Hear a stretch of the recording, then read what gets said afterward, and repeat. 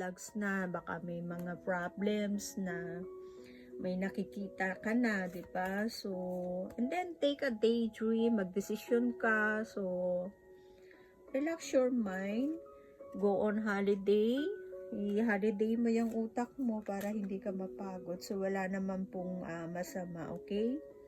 Again, this is for July 6 reading. Happy birthday to you. So, napakasimple lang ng card mo.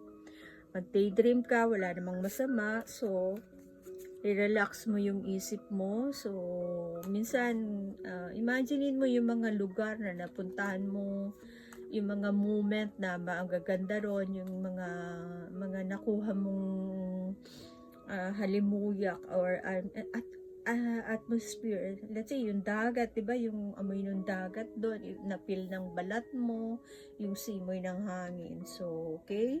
Kasi